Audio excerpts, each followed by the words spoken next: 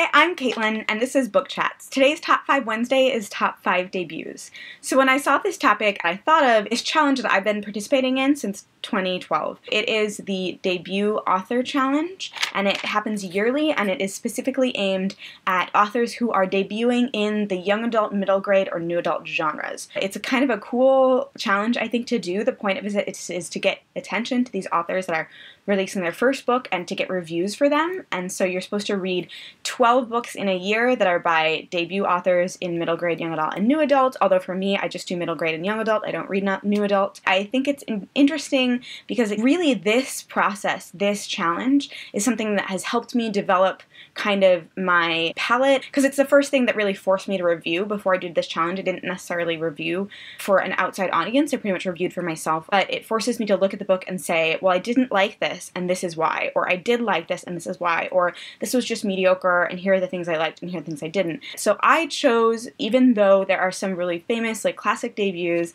like The Kill a Mockingbird or The Outsiders, and there's certainly, like, great debuts in other genres, I chose to highlight kind of this challenge that I've been participating in, to choose all books that I've read for this challenge. Of course, I won't be choosing any books from this year because I've only read one this year. Confession, I have a lot of series that I need to finish. 4 of these 5 books are part of series, but I haven't finished the series. This is the only book I've read in that series.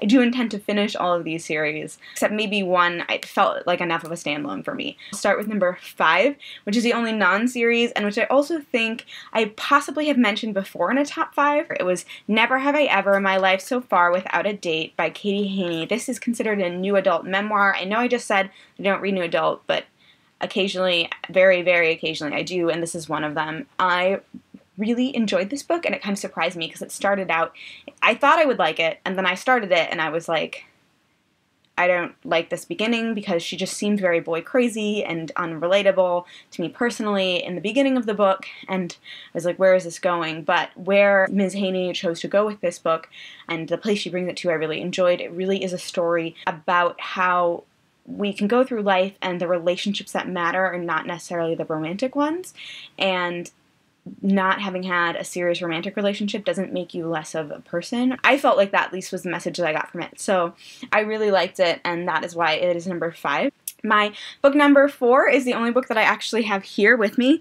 But this is What's Left of Me by Kat Zhang. I had seen this cover and thought, oh my gosh, this cover is beautiful and it's perfect for this story, but the story wasn't really one that I was very interested in. It's speculative fiction, which I don't read a ton of, and it's YA speculative fiction, which I don't even know how much of that exists. I was actually probably not going to pick this up, and then a friend of mine was like, you should read this book because the prose is beautiful, and I picked it up, and I agree. I think that what makes this book worth reading is not necessarily what it's about, but is how it is written, and that is something that maybe is a little more subjective. I know some people disagree on that, but I just thought it was beautiful. And so the plot of this book, it's about a kind of alternate version of society in which you're born with 2 souls in one body, and then everybody, like, one soul, like, kind of dies off around kindergarten, something like that, but the main character of this book, like, her second soul never died off, and she's just been, like, secretly there. That is, like, illegal and bad,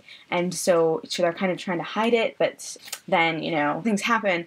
But to me, what was really poignant is the way that when she's writing from the point of view of the soul that is not dominant, so it's in the body, it's conscious until it's happening, but is not controlling the body, you feel very much that feeling of being trapped, and it's very beautiful. I really enjoyed this book. Book number 3 is the only middle grade on this list. It's called The Cabinet of Earths by Anne Nesbitt, and this is technically a duet, but I'm not sure I will read the second book.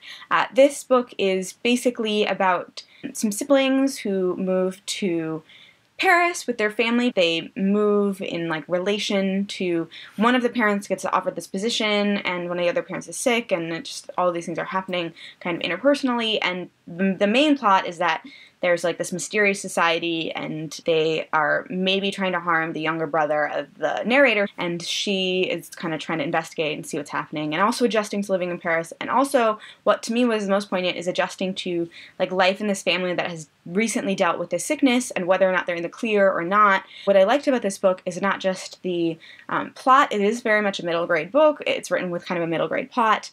I actually got in quite an argument once with someone who kind of used middle grade pejoratively, and I don't believe that. Like, I read some middle grade books. I like a lot of middle grade books. I think they can be really poignant and very interesting.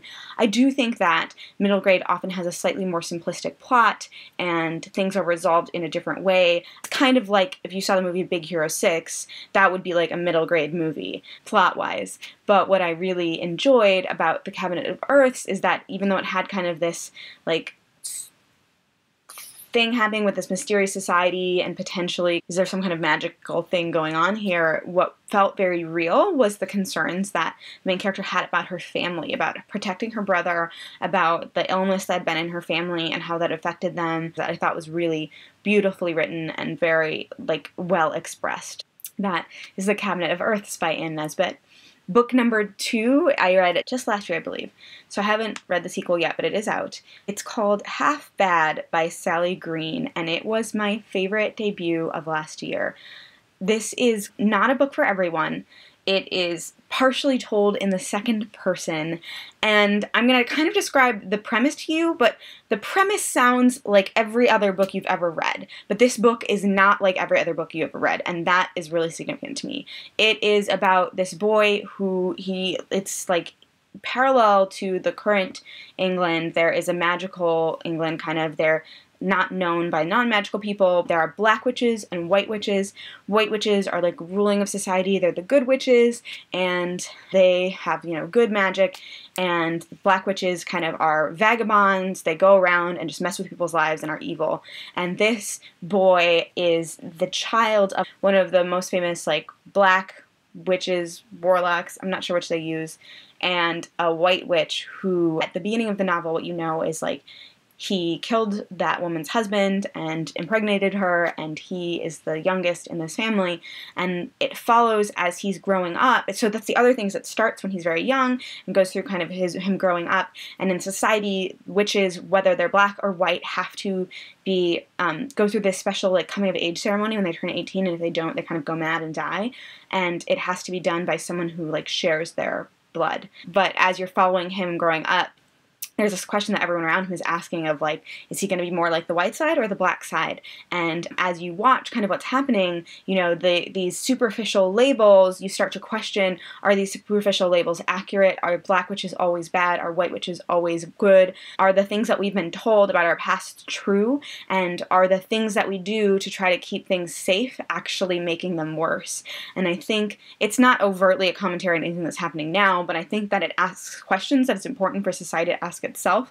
It's important to know that this book is the first in a trilogy, so although there is resolution of some kind to kind of the main question of this, which is, will he be able to do this ceremony that he needs to do or go mad and die, there are questions that are still left open, and I have not read the sequel Half Wild yet, but I very much look forward to it, and I'm hoping to do so this summer.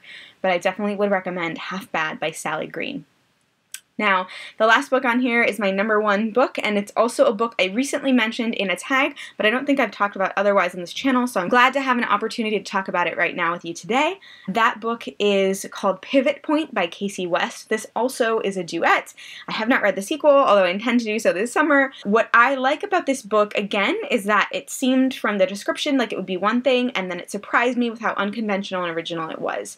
So this is like a paranormal sci-fi contemporary. Basically, it's set and there's this community, you know, Area 51 kind of thing that's, you know, out in the middle of wherever, and people who have kind of like psychic or telepathic or just like special abilities all live there together, and they don't really interact with normals. The main character, her name's Addie, or Addison Coleman. Her parents are getting a divorce, and one of them is moving to the kind of a normal community, and she has to decide who she wants to live with.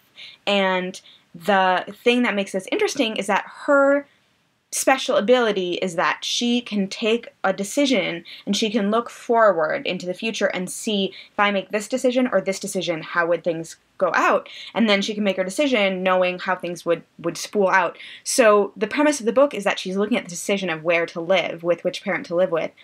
And we are following her as she is doing this, like, plotting ahead. So every other chapter is from the other point of view. And as they develop, like, we as the reader know things from one or the other that she doesn't necessarily know because she's just, like, following through these two scenarios. She won't know till the end what's happening. And so it's like we, as the reader, know certain things and see certain things develop, and information we have from one informs the other. I just love the way it unfolded. I love the way that Casey West, the author, chose to use kind of this framing story to challenge us and to, like, let us know some things and not others. And in the end, there was quite a surprise that I was not expecting, and it caused the character to make a decision that I thought was a really interesting decision. It's just so pleasantly surprised, and I'm very impressed by this book and by the way it unfolded, and it's pretty difficult to really surprise me.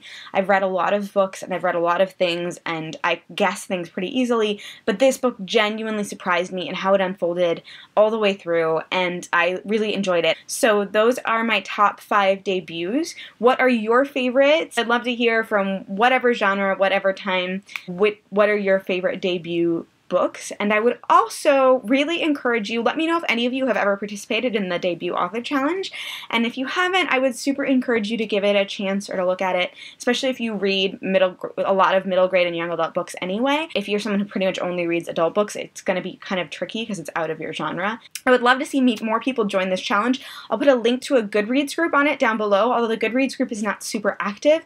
I will try to also find a link to a more active group, but you can always also talk to me about it. I basically just have done it, and I just talk to my friends about it, and I recruit a bunch of friends to do it with me, and I just talk to them. I don't really interact with the larger community, but there are, like, giveaways and other things associated with it. So that is all today, and hopefully I can cut this down a lot. I talked way too much, but thank you so much for watching, and I will talk to you later.